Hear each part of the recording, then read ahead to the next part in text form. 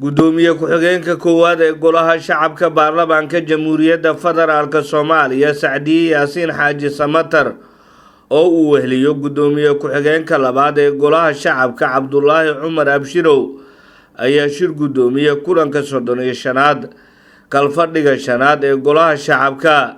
ajendaha kulanka waxa uu ahaa akhrinta saddexaad iyo u codeynta hindisa sharciyeedka tacliinta sare ee qaranka oo ay soo gudbisay wasaaradda waxbarashada hidaha iyo tacliinta sare ee xukuumadda federaalka Soomaaliya.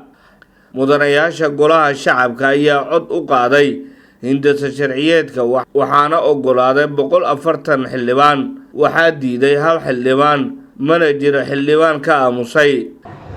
kooranka maanta wuxuu ahaa 141 waxa codeeyay oo ogol ah 140, waxa diiday 1, cid ka aamustay ma leh.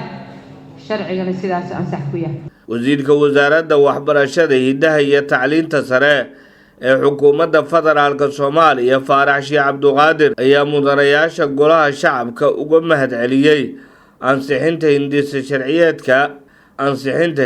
sharciyeedka tacliinta sare ee qaranka oo muhiim u ah tacliinta sare ee Soomaaliya.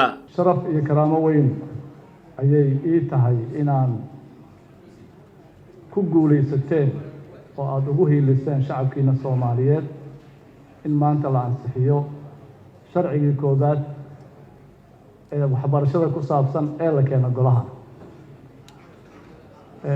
sharcigu waa tii la wada akhriyay, wada tashi dheer uu galay, waxyaabo badan laga soo saxay, waxyaabo badan laga ansixiyay oo uusan ahayn sidii annaga aan ku keenay, laakiin golayaashiina iyo guddiyadiina iyo xubnaha sharafta leh ay wax badan ka bedeleen ayna ka hagaajiyeen. طبعا wuxuu golahu go'aan ku gaaray unbaa sax ah. annaga waxay naga ahayd hindise ayay naga ahayd.